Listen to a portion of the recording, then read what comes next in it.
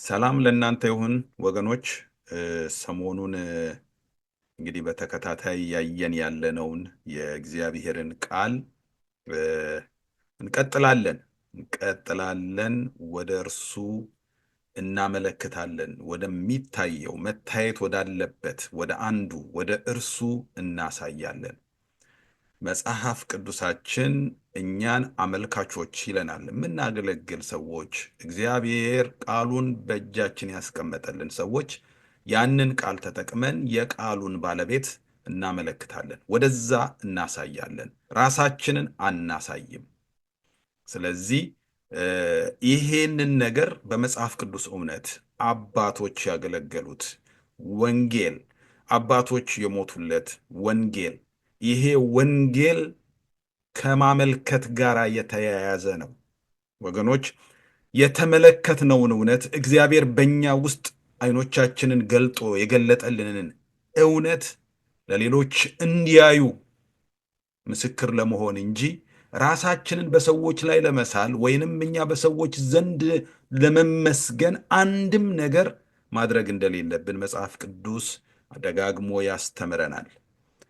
በማቴዎስ ወንጌል ምዕራፍ 23 ቁጥር 5 ላይ ለሰውም እንዲታዩ ስራቸውን ሁሉ ያደርጋሉ፣ ስለዚህ አሸንክታባቸውን ያሰፋሉ፣ ዘርፉንም ያስረዝማሉ።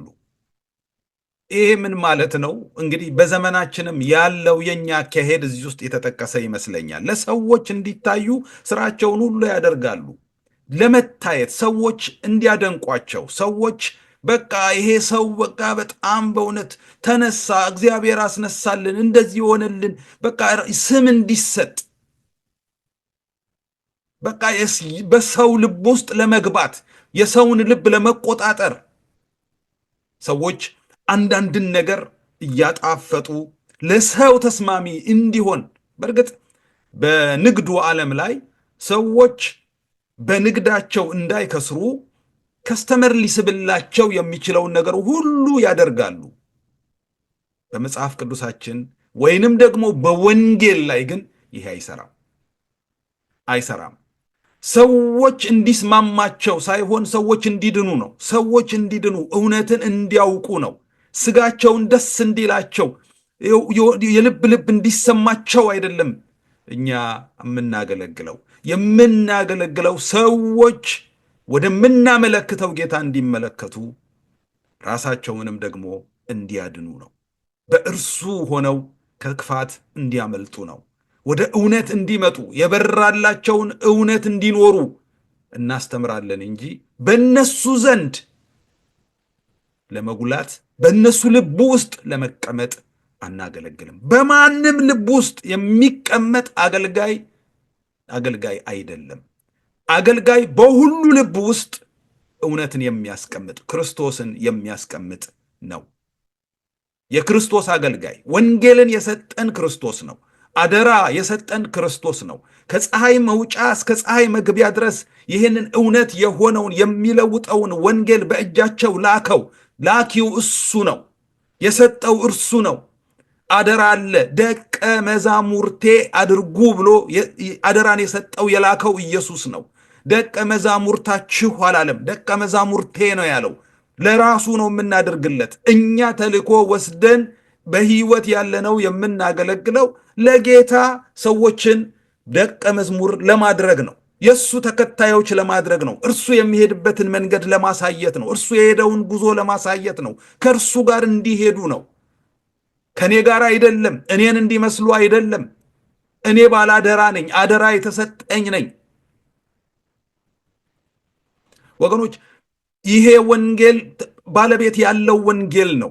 ይሄ ወንጌል በብዙ ብር በብዙ ገንዘብ ላቤን ጠብ አድርጌ የገዛሁት፣ ለፍቼ የገዛሁት የማንለው ደሙን ጠብ አድርጎ የገዛ አንድ ያለበት ወንጌል ነው። የአንዱ ወንጌል ነው። የክርስቶስ ወንጌል ነው የሚለው መጽሐፍ ቅዱሳችን። ይሄ ወንጌል የክርስቶስ ወንጌል ነው። የባለቤትነት መብት እኛ ጋር የለም። የባለ አደራነት መብት ነው እኛ ጋር ያለው። አደራ ተሰጥቶናል። ይጠይቃል። በፍጻሜው ይጠይቃል። ወዴት ነበር ስታመለክት የነበረው? ለሰው እንድትታይ ነው ወይንስ ሰዎች እኔን እንዲያዩ ብሎ እግዚአብሔር ይጠይቀናል በእግዚአብሔር ፊት። እያንዳንዷን ወንጌልን በተመለከተ የምናደርጋት ነገር እግዚአብሔር የሁሉ መዛኝ የሁሉ ተመልካች እንደሆነ ገብቶን ሰዎች ወደ እግዚአብሔር እንዲጠጉ ይሄንን ለማድረግ ትልቅ አደራ የተቀበልን በመጨረሻው ቀን ያንን አደራ እናስረክባለን፣ እንጠየቃለን። እያንዳንዱን የሰጠውን ጌታ መጥቶ ይጠይቃል። ስለዚህ ወንጌል የሰው አይደለም። ወንጌል ለሰው የተሰጠ አደራ ነው። ለሰው እንዲታዩ ስራቸውን ሁሉ ያደርጋሉ። ስለዚህ አሸንክታባቸውን ያስረዝማሉ። በምሳን የከበሬታ ስፍራ፣ በምኩራብም የከበሬታ ወንበር፣ በገበያም ሰላምታና መምህር ሆይ ተብለው እንዲጠሩ ይወዳሉ። ስም ይፈልጋሉ። የስም መወደድ፣ በስም መጠራት። የራሳቸው ስም ያስጠላቸዋል፣ አይፈልጉትም። ሰው የሆነ ክብር ያለበት ስም እንዲጨምርላቸው ይፈልጋሉ። መምህር ሆይ የሚባለው ኢየሱስ ነበረ። እነሱ ግን ኢየሱስን እንደሱ እንዲጠሩበት ይፈልጋሉ። ይህንን የክብር ስም፣ ይህንን ለጌታ ለኢየሱስ ክርስቶስ ብቻ የሆነን ስም ወገኖቼ፣ ኢየሱስ ክርስቶስ ስም አይደለም ሰጥቶን የሄደው፣ ስም የሱ ነው። ማናቸውንም ነገር ብታደርጉ በክርስቶስ ኢየሱስ ስም አድርጉ ብሎ መጽሐፍ ቅዱስ ያዘዘን። የምናደርገውን ሁሉ የምናደርገው ስም ከተጠራ በክርስቶስ ኢየሱስ ስም ብቻ ነው። የጌታችን የኢየሱስ ክርስቶስ ስም ሁሉ ከስም ሁሉ በላይ ስም የሆነው እሱ ብቻ ነው። ለኛ መምህር ሆይ ምናምን ሆይ የሚባል ነገር የለም። ቁጥር 8 ላይ የማቴዎስ ወንጌል ምዕራፍ 23 ቁጥር 8 ላይ እናንተ ግን መምህር ተብላችሁ አትጠሩ፣ መምህራችሁ አንድ ስለሆነ እናንተ ሁላችሁ ወንድማማች ናችሁ ይላል። ስናገለግል ስንሰራ ወገኖቼ የተሰጠን አደራ አለ። መጋቢ ልንሆን እንችላለን፣ አስተማሪ ልንሆን እንችላለን፣ ወንጌላዊ ልንሆን እንችላለን። የምንሆነውን ሁሉ ብንሆንም ግን የምንጠራው ግን ወንድም ተብለን ነው። ወንድም አንድ ሰው መጋቢ ስለሆነ ሲጸልይ ወንድሜ ሆይ ብሎ አይጸልይም ወደ እግዚአብሔር። አባታችን ሆይ ብሎ ነው የሚጸልየው። እግዚአብሔር የሁሉ አባት ከሆነ እኛ ሁላችን ወንድማማቾች ነን። ለዚህ ነው እናንተ ሁላችሁ ወንድማማቾች ናችሁ። ስሙ የተሰጠህ ለስራ ነው፣ ለመጠሪያ አይደለም፣ እንድንሰራበት ነው። እግዚአብሔር የሚሰጠውን ስም ሁሉ የሰጠው እንድንሰራበት ነው፣ እንድንጠራበት አይደለም። ለዚህ ነው ሰዎች ክብሩን ከመፈለጋቸው የተነሳ ከመጋፋታቸው ዛሬ ነቢይ ከሌ ይባላሉ፣ አይበቃቸውም። ይሄ ስጋ እንደሆነ ክብር ስለማይበቃው የሆነ ቀን ይቆዩና ይሄንን ያስወግዱና ደግሞ ሐዋርያ ይባላሉ። እንዲሁ ከመቶ አለቃ ሻምበል እንደሚባለው አይነት ጉዞ በስጋቸው በእግዚአብሔር ወንጌል በክርስቶስ ወንጌል ክርስቶስ በሞተለት ወንጌል ስም እናካብታለን። ይሄ መጽሐፍ ቅዱሳዊ እውነት አይደለም። እኛ ወንድማማቾች ነን። ወንድም ሆነን እንድንሰራ መጽሐፍ ቅዱስ ይመክረናል። ሰው እንዲጠራን፣ ሰው እንዲያከብረን፣ ሰው እንዲመለከተን በሰው ልብ ለመግባት የስም ጋጋታ፣ ድግስ፣ በዓለ ሲመት ምን የትኛው ነው? የትኛው ሐዋርያ ነው ኢየሱስ ክርስቶስ ደግሶ የሾመው? አደራ ነው ወገኖች። ሰብሰብ ብላችሁ ጩሁልኝ፣ ሰብሰብ ብላችሁ ጸልዩልኝ እባካችሁ። እግዚአብሔር አደራ ሰጠኝ፣ ለወንጌል አደራ እግዚአብሔር ጠራኝ። እንደዚህ ብለን ነው እንጂ የምንጮኸው። እንዴት ነው ስም ለማግኘት ድግስ የምንደግሰው? ይህ መጽሐፍ ቅዱሳዊ እውነት አይደለም፣ አይደለም። እግዚአብሔር በመጽሐፍ ቅዱስ ያገለገሉትን ሰዎች ምሳሌ አድርጎ ያስቀመጠልንን ሐዋርያት በዚህ መልኩ አይደለም የጠራቸው። በሐዋርያ ሥራ ምዕራፍ 13 ላይ እነዚህም ጌታን ሲያመልኩና ሲጦሙ መንፈስ ቅዱስ በርናባስንና ሳውልን ለጠራኋቸው ሥራ ለዩልኝ አለ። መንፈስ ቅዱስ በርናባስንና ሳውልን ለጠራኋቸው ሥራ ለዩልኝ አለ ይላል። ምን ማለት ነው? ለዩልኝ። ማን ነው ጠሪው? እኔ ነኝ። ለጠራኋቸው ስራ ለዩልኝ። እኔ ነኝ ጠሪው። የሚጠራው እሱ ነው። መንፈስ ቅዱስን የጠራቸው እዚህ ላይ ስንመለከት እነሱ ምን አደረጉ ይለናል ቁጥር 3 ላይ ድግስ ደገሱና በዓለ ሲመት አዘጋጁና እነዚህን ሰዎች ከዚህ በኋላ እግዚአብሔር ተናገረ፣ ስለ እነዚህ ሰዎች ጠራቸው።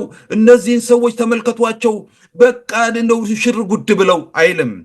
በዚያን ጊዜም ከጾሙና ከጸለዩም እጃቸውንም ከጫኑ በኋላ አሰናበቷቸው። ከጾሙና ከጸለዩ በኋላ ወገኖች፣ የጸሎት ነው የሚያስፈልገው። አደራን የተሰጠው ሹመት አይደለም። ሹመት አይደለም። ክርስትና ውስጥ ሹመት የለም። አንድ ጊዜ የእግዚአብሔር ልጅ ሆነናል። የእግዚአብሔር ልጅን ከመሆን በላይ ሹመት የለም። ምን አለ? ዮሐንስ እኮ በአንደኛ ዮሐንስ ነው አይደል ምዕራፍ 3 ላይ እንደዚህ ያለው የእግዚአብሔር ልጆች ተብለን ልንጠራ አብ እንዴት ያለውን ፍቅር እንደሰጠን እዩ፣ እንዲሁም ነን። እንዴት ያለውን ፍቅር አብ እንደሰጠን እዩ። አንደኛ ዮሐንስ ምዕራፍ 3 ቁጥር 1 ላይ እንደዚህ ነው የሚለው። ከዚህ በላይ ምን እንድንሆን ነው? አልበቃ ያለን ስሙ ለምንድን ነው? መጠሪያ አይደለም የተሰጠን፣ መስሪያ ነው። እግዚአብሔር ስንጠራ ማየት አይደለም የሚፈልገው፣ ስንሰራ ማየት ነው የሚፈልገው። ስንጠራ ግን ወንድማማቾች መሆናችን እንዲታወቅ ጌታ አስተማረ። በቃ እናንተ ከዚህ በኋላ እንደዚህ ብላችሁ አትጠሩ፣ እናንተ እርስ ሁላችሁ ወንድማማቾች ናችሁ። አባታችሁ አንዱ እርሱም የሰማዩ ነውና በምድር ላይ ማንንም አባት ብላችሁ አትጥሩ። መናቅ አይደለም ወገኖቼ። ወንድሜ ብሎ መጥራት እግዚአብሔርን አባቴ ማለት ነው። አንድ ሰው አንድ አባት ሲኖረው ነው ወንድም የሚሆነው። እኔ ወንድም ካልከኝ፣ እኔን ወንድም ካልሽኝ አባት አለን ማለት ነው። አንድ አባት አለን ማለት ነው። እሱ እየተጠራ ነው በእኛ ውስጥ። የአንድ አባት ልጅነታችን እየተገለጠ ነው። ትልቁ ሹመት እየተጠራ ነው። የእግዚአብሔር ልጆች መሆናችን እየተገለጠ ነው። ለምንድን ነው የስም ጋጋታ? አይበቃም። አንዳንድ ሰዎች ፓስተርና ሐዋርያ፣ ነቢይና ሐዋርያ፣ ነቢይ ከሌ ምን ያደርግልሃል? እግዚአብሔር መጠራታችንን አይደለም የሚፈልገው፣ መስራታችንን ነው። መጠራት የሚፈልገው እሱ ነው። መጠራት ያለበት እሱ ነው። ስሙ እንዲጠራ የሚፈልገው እሱን ነው፣ ራሱን ነው፣ እኛን አይደለም። እኛ ምስክሮች ነን። ምንድን ነው ስለ ራስህ ተብሎ እኮ መጥምቁ ዮሐንስ የተጠየቀ ጊዜ የመለሰው መልስ እኮ እኔ ማነህ ሲባል እኮ እሱን የተናገረው። አንተ ማነው? ስለ ራስህ ምን ትላለህ ሲባል እኮ እኔ የጫማውን ጠፍር ማን ስለ ሌላ ጫማ ጠየቀ? ኖ እኔ ድምፅ ነኝ። እኔ የእሱ ድምፅ ነኝ። እኔ መንገድ የማቀና ነኝ። እኔ እንዲህ ነኝ፣ እኔ እንዲህ ነኝ፣ እንዲህ ብላችሁ ጥሩኝ። ከዚህ በኋላ እኔ እኮ እንደዚህ ነኝ፣ እሱ እንደዚህ ነኝ፣ ዘመዱ ነኝ ምን አላለም።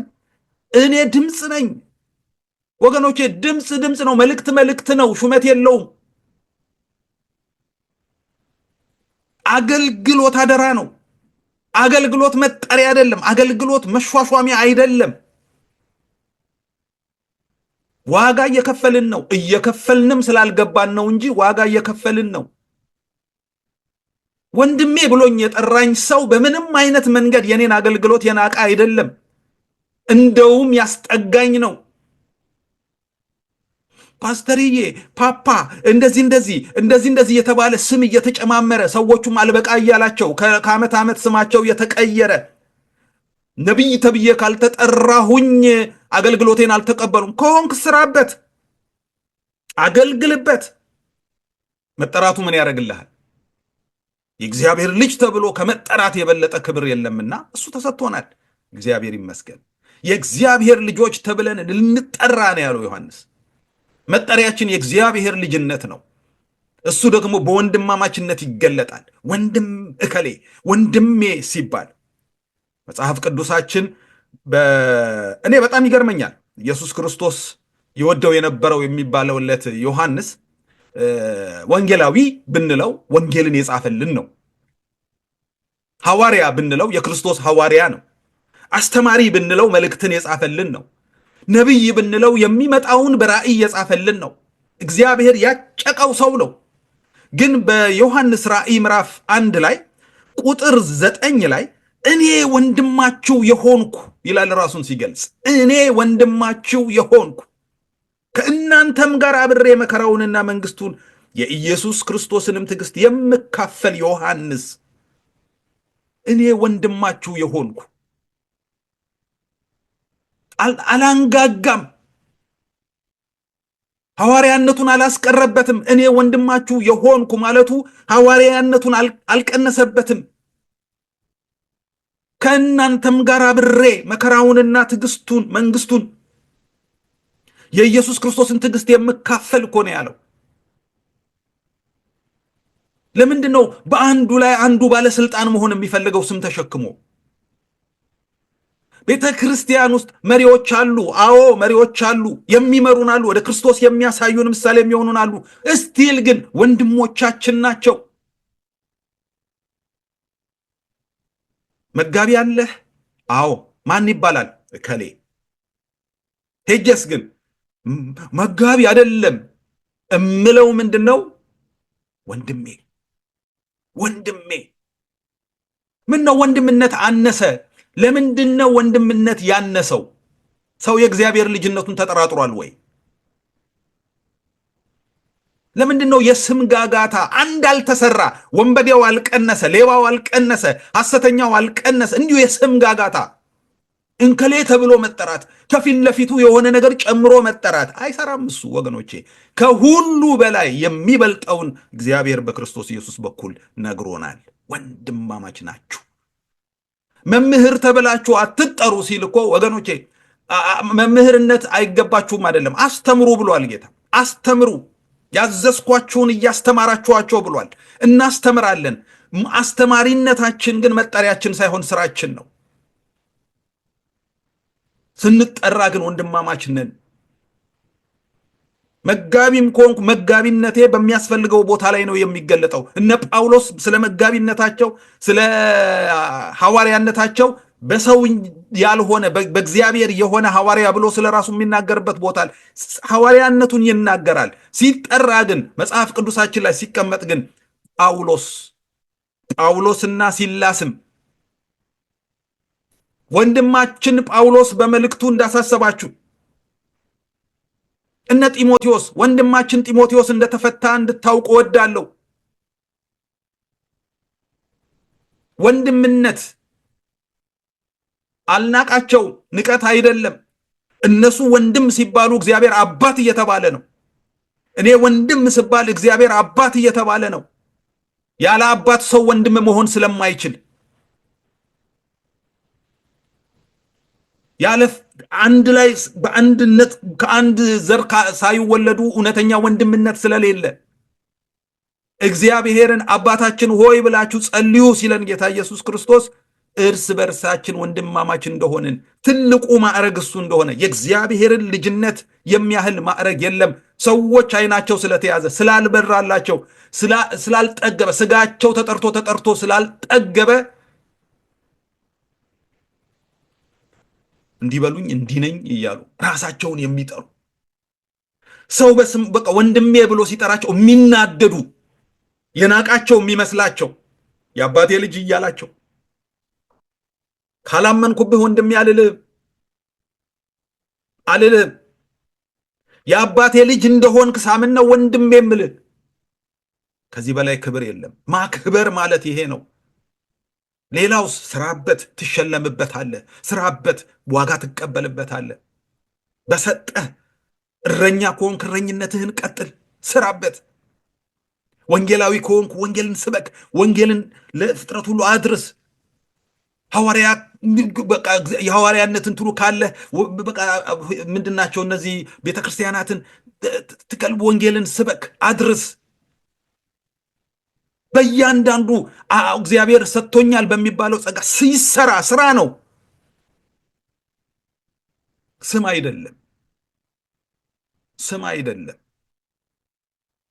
ተጠርተው ያልኖሩበት ከመሆን ባይጠሩ ሺህ ጊዜ ቢቀር ድግስ እላይ ላይ ዘይት ይለቀቅና ምንም የትኛው ሐዋርያ ነው እንደዚህ ተጾመ፣ ተጸለየ፣ እጅ ተጫነባቸው፣ አሰናበቷቸው? ንግስና ነው እንዴ? አንድ ጠርሙስ ዘይት አናት ላይ ተበጥብጦ ከዛ በኋላ በቃ መጋቢ በቃ አሁንማ በቃ ፋሽን ሆነ እንዴ? እግዚአብሔር ለሰጠው ሹመት ማንንም ሊቃወም አይችልም። ግን ስራ ነው፣ ዋናው ስራ ነው። መግብበት። የእረኛ ልብ ይኑርህ። ይጠይቃል እግዚአብሔር። በጎቹን ሳታበላልጥ ከእግዚአብሔር ተቀብለ መግብ፣ ችግር የለውም። ስትጠራ ግን ወንድም ነህ። ከወንድም በላይ ማዕረግ የለም። ምክንያቱም እዛው ውስጥ እግዚአብሔር አለበት፣ አባትነቱ አለበት። ለዚህ ነው ኢየሱስ ማንንም አትጥሩም አትጠሩም ብሎ በማቴዎስ ወንጌል ምዕራፍ 23 ላይ ተናገረው። ለዚህ ነው ዮሐንስም እኔ ወንድማችሁ ያለው። ከማን በልጠን ነው? ይህንን እውነት የጻፉልን ከኢየሱስ ጋር አብረው የነበሩ ሐዋርያ ወንድማችሁ ካሉ፣ ወንድም ተብለው ከተጠሩ፣ ኢየሱስን ፊት ለፊት ያዩ፣ ኢየሱስ ክርስቶስ እጁን ጭኖ ራሱ የሾማቸው ወንድም ነን ካሉ፣ ደረቱ ስር ይጠጉ የነበሩ ወንድም ነን ካሉ ምን ማለት ነው? ምንድነው? ከፊት ለፊት ያለው ስም ወንድም ሆኖ ቢቀር ምን አለበት? ምንድነው ጌጣጌጡ? አለመሞት ይባላል። ይሄ አለመሞት፣ ስጋን ማክበር፣ በቃ ለዚህ ስጋ መኖር፣ በሰው ዘንድ በቃ የሆነ ልዩ ሆኖ መገኘት፣ ጥማት የዚህ ምንጭ ነው። ይህ አይሰራም። እግዚአብሔር ቢመጣ በስሜ ነው የሚጠራኝ። ፓስተር ከሌ ወንጌላዊ ከሌ ብሎ እግዚአብሔር አይጠራኝም። ምናልባት እግዚአብሔር ልጄ ሊለኝ ይችላል፣ ልጁ ስለሆንኩ። ከልጅነት የበለጠ ከልጅነት ያለፈ ምንም አይነት መብት የለም። ወራሾች የሆነው ወገኖች ፓስተር ስለሆንን አይደለም። ወራሾች የሆነው ወንጌላዊ ስለሆንን አይደለም፣ ልጆች ስለሆንን ነው። ኢየሱስ ክርስቶስ ሞቶ ኢየሱስ ክርስቶስ ከሙታን ተነስቶ ስናምንበት በእርሱ መኖር ስንጀምር የሆነው የእግዚአብሔር ልጆች ነን።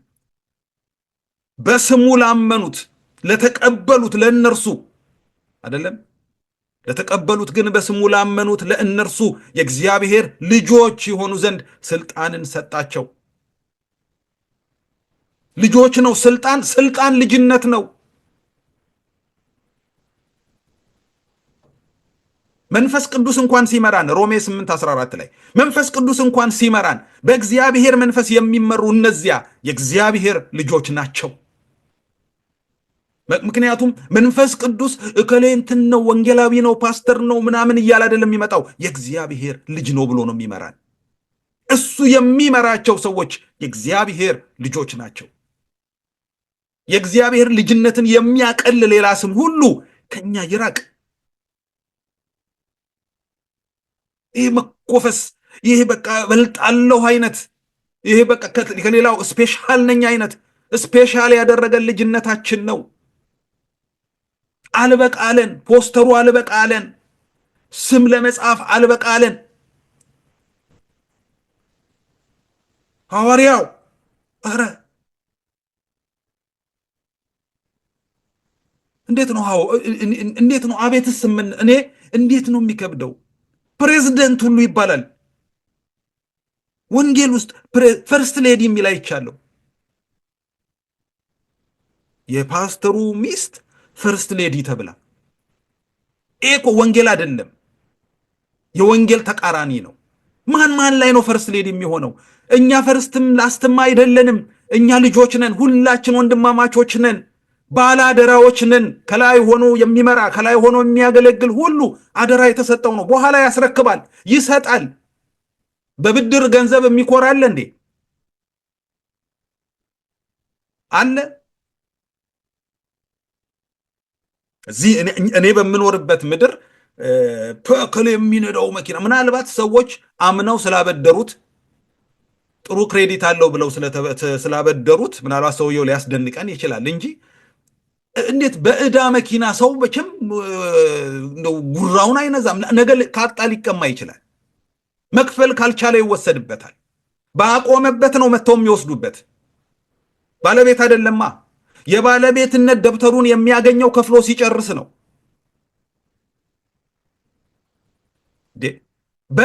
በራሱ ያልገዛው በራሱ ነገር ያላደረገው ነገር የእሱ አይደለም።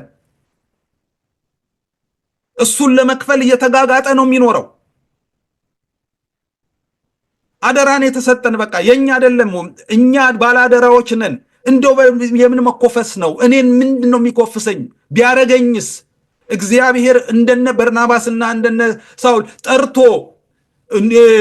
ጠርቻችኋለሁ፣ ለወንጌል ለይቻችኋለሁ ብሎ መንፈስ ቅዱስ ቢናገር እኔን ምንድን ነው የሚያስኮፍሰኝ? ጭራሽ ሊያስደነግጠኝ፣ ጭራሽ ይሄ አደራ ሊከብደኝና የበለጠ ልንበረከክ ዝቅ ልል እንጂ የሚያስፈልገው እንዴት ነው እኔ ታጅቤ የሚሄደው ታጅቤ የምገባው ምን ስለሆንኩ? አንዳንድ ጊዜ የምንሰራው ስራ ይሄ አጀብ የሚፈልግ ሰው በጋርድ የሚሄድ ሰው አይታችሁ ታውቃላችሁ? ስላገለገለ እሱ ማለት ስጋው ውሸታም እንደሆነ እየነገረው ውሸታም እየነገረው በጣም በቃ ጥሩ ያልሆነ ስሜት ስለሚሰማው መታጀብ ይፈልግ። ፍርሃት ስለሚለው እያረገው ያለው ነገር ብርድ ስለሚለው አጃቢ ይፈልጋል። ታጅቦ በጉባኤ መካከል መግባት ይፈልጋል። መባል ይፈልጋል። ረጅም ሱፍ ለብሶ የተለየ ወንበር ላይ ከፊት ይቀመጣል። የተለየ ከሌላው የተለየ ቪአይፒ የሚባል መቀመጫ አለ አይደለም? አሁን ቤተክርስቲያን ውስጥም ገባ። ቪቪአይፒ ደግሞ አይበቃም ወገኖቼ። አንዴ ስጋን አንድ ነገር ካስነካ ነው አይበቃም። ስም እየጨመረ ነው የሚሄደው። አይበቃውም፣ በፍጹም ስጋ አይበቃውም። ካልሞተ ካልተሰቀለ በስተቀረ የስም ነገ እግዚአብሔር ነገ ኢየሱስ ነኝ የሚሉት የሚመጡት ወገኖቼ ከዚህ የጀመሩት ናቸው። አልበቃ ያላቸው ይመጡና ክርስቶስ ነኝ ማለት ላይ ይደርሳሉ። ችግር የለውም። ገፍተህ እዛ የምታደርሰውም እዛ ለመድረስ የምትሮጠውም ግን በእግዚአብሔር ፊት ዋጋ አለ። ይመጣል። የሚያስፈራው ቀን ይመጣል። ቪአይፒ የተለየ ወንበር የተለየ እንዴት ነው የተቀመጥነው? ለምንድን ነው ከሰው የተለየ ወንበር የሚያስፈልገን በቤተ ክርስቲያን ውስጥ? ምን ስለሆንን ነው? እኛ ስንት ሰዓት ነው የምንቀመጠው? አበባ እንደው በቃ የሆነ የተለየ ጠረጴዛ ምናምን ድግስ ቤት የሆነ ሙሽራነት። ይሄ የሚያሳየው ሰዎቹ ከእግዚአብሔር አደራ አልተቀበሉም። ከሆኑ ከሚመጡት ሰዎች እንበልጣለን እያሉ ነው። አይበልጡም። አገልጋይ የሚያንሰው ነው ያለው ኢየሱስ። ለምሳሌ እቤታችን ሰው ሲመጣ እጅ ማስታጠብ ከሆነ አገልጋዩ አስታጣቢው ነው። እንግዳው ክቡር ነው። ኢየሱስ በዚህ መልኩ አስተምሯል። ዋናው አገልጋይ የሚያስታጥበው ነው። እግር የሚያጥበው ነው። እጅ የሚያሳጥበው ነው። ምግብ የሚያቀርበው ነው አገልጋይ። ሌላው እንደውም በደህና ወንበር ላይ ይቀመጥና አገልጋዩ በወደቀ ነገር ላይ ከፈለገ ይቀመጥ። ከማንም የምንበልጥበትን አይደለም የተቀበልነው። ዝቅ ብለን የምናገለግልበትን አደራን የተቀበልነው። ልክ በራሳችን ጥጋብ በራሳችን በቃ ጉልበት ሰዎችን በቃ ክርስቲያን ያደረግን የሚመስለን ይህ አገልግሎት አይደለም። መርምሩ። ቤተ ክርስቲያን ውስጥ ያለውን እያንዳንዷን ነገር መርምሩ። በመኮፈስ ወንጌል የለም። ወንጌል አይኮፍስም። ወንጌልን የተቀበለ ሰው ዝቅ ነው የሚለው። ዝቅታ ነው ወንጌል። ለመብለጥ አይደለም፣ ከማንም አይደለም። ማንን ጌታ ኢየሱስን አናቀውም። ይህንን አይነት ወንጌል ይዘን ከተቀመጥን ኢየሱስ ክርስቶስ ጌታ ነበረ፣ መምህር ነበረ። ዝቅ ብሎ እግር ነው ያጠበው። ማናችንም አደራ ተቀበልን እንጂ አልተበላለጥንም። ከኋላ የሚያጅበን ከፊት የሚያጅበን መጥቶ ወንበራችን ድረስ የሚያስቀምጠን ፕሮግራም ከተጀመረ በኋላ በቃ ልክ ጸሎት ካለቀ በኋላ ታጅበን የምንገባ እንደዚህ አይነት ነገር የለም። መታ ህብረ ተንበርከክ የምትመራውን ህዝብ ሆነህ ምራው። ወንድሜ ብሎ ይከተልህ፣ ወንድሜ ነው ብሎ ይስማህ። እግዚአብሔር የላከው እግዚአብሔር የሰጠኝ ወንድሜ ብሎ አገልግሎትህን ይቀበል። እያስፈራራሁ አይደለም፣ እረግማለሁ፣ ዲስኮኔክት አረጋችኋለሁ የሚል ሰው ሰምቻለሁ። ዲስኮኔክት አረጋችኋለሁ። አንዳንድ ጊዜ ስሙ ይበዛ ይበዛ ይበዛና ጸሎት ቆራጭም ጸሎት አገናኝም ኔትወርክ ሁሉ ሰጪና ከልካይ እንሆናለን። ስሙ ሲበዛ ሲበዛ ሲበዛ የሆንን የሚመስለን ነገር አለ አይደል? የሆነ በቃ ሐኪም ሲሉን እንዲሁ አንድ መስመር መጽሐፍ ሳናነብ የሆነ ያከምን የሚመስለን ዶክተር የሆንን የሚመስለን ይሄ ወንጌል አይደለም። እንመራ እንደሆነ በትክክል እንምራው። አደራ ተቀብለን ከሆነ በትክክል እንምራ። አለበለዚያ ግን አደራውን የሰጠው ይመጣል፣ በዚሁ ሕዝብ ፊት ያዋርደናል። ራሱን ከፍ ከፍ የሚያደርግ ይዋረዳል የሚለው ቃል እውነት ስለሆነ እንዋረዳለን። እኛ አመልካቾች ነው፣ ወደ እሱ ነው የምናመለክተው። ዝቅ በሉ ብለን ስናስተምር ዝቅ ብለን ነው የምናስተምረው። ዝቅ በሉ ባካችሁን፣ ራሳችሁን አዋርዱ፣ እንግዲህ በጊዜው ከፍ እንዲያደርጋችሁ ራሳችሁን ከኃይለኛው ከእግዚአብሔር በታች አዋርዱ ስንል አዋርደን ነው አዋርደን ነው።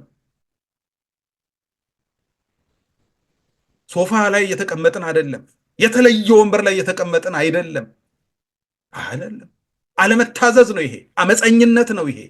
ራስን ከፍ ከፍ ማድረግ አመፀኝነት ነው። ኢየሱስ አታርጉ ብሏል። ምን ችግር አለው የሚል ሌላ መዘዘኛ አካሄድ ነው መዘዝ ያመጣብን ቤተ ክርስቲያን ውስጥ። ስለዚህ እኛ ወንድማማች ነን።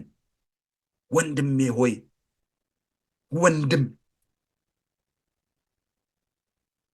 በቃ ምንም አይነት ስፔሻል ይሄ እሱ ክትፎ ቤት ነው ያለው።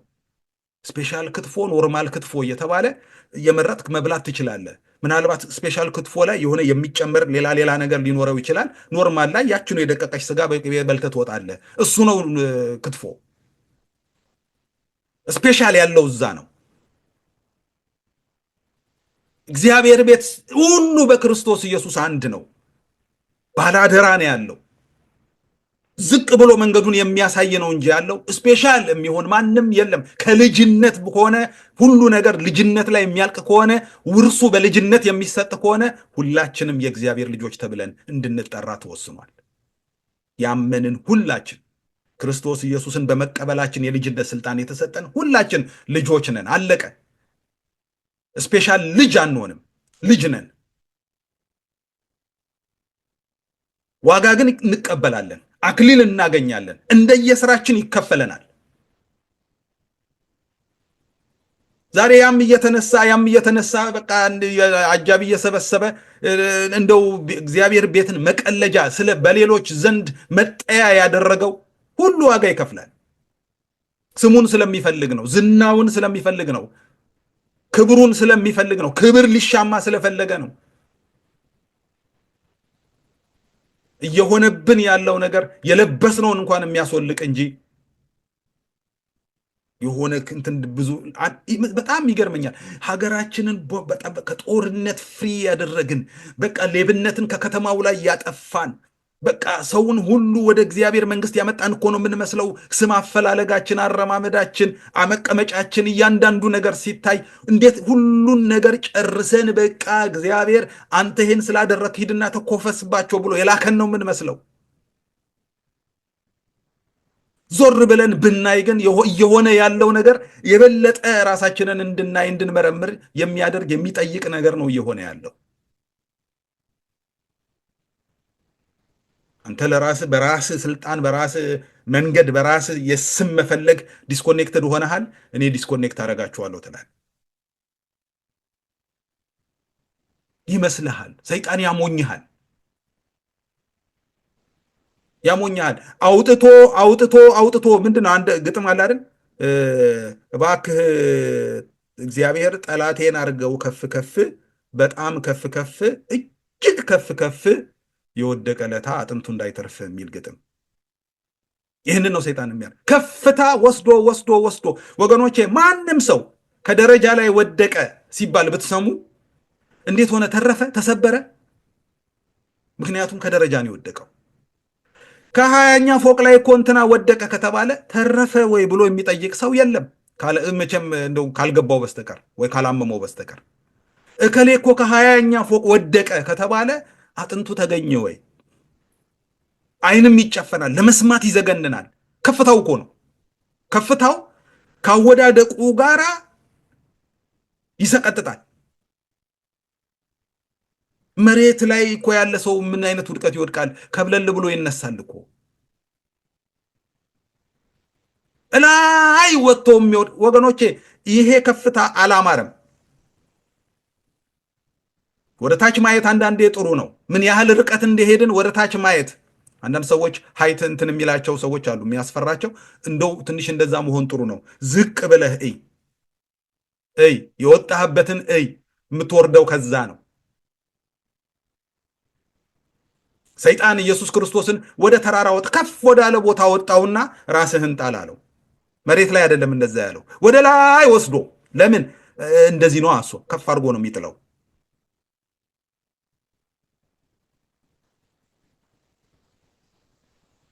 አመልካች ነን። ተመልካች አያስፈልገንም። አመልካች ነን። እኛ እናመለክታለን። እኛ የምናመለክተው ሰው ሄዶ የሚያየው ዋናውን ነው። እኛ የዋናው ባሪያዎች ነን። ጌታ ኢየሱስ ክርስቶስ ካገለገልን በኋላ እንደው በቃ የታዘዛችሁትን ባደረጋችሁ ጊዜ እኛ የታዘዝነውን ነው ያደረግነው፣ እኛ እኮ የማንጠቅም ባሪያ ነን በሉ። አዎ በቃ የማንጠቅም ባሪያ። እኔ ባልኖር እኔ ዲስኮኔክት አደርግሃለሁ፣ እኔ ባልኖር አንተ እዛ ደጅ ነበረ ጫትን ስትቅም የምትቆየው፣ እኔ ሰው አረኩህ፣ እኔ ኧረ እባካችሁ፣ ኧረ ግድ የለም እናንተስ ለይቶላችኋል። ሌሎቹ ታች ያላችሁት ኧረ ግድ የላችሁም። ስሙ ይቅር። ስሙ የተባለው ባለ ስሙ ይግነን። ባለ ስሙ የስሙ ሁሉ ባለቤት ከስም ሁሉ በላይ የሆነ ስም የተሰጠው እሱ ብቻ ስሙ ይጠራ። ግድ የላችሁም። ሰዎችን ወደ እሱ እናመልክት።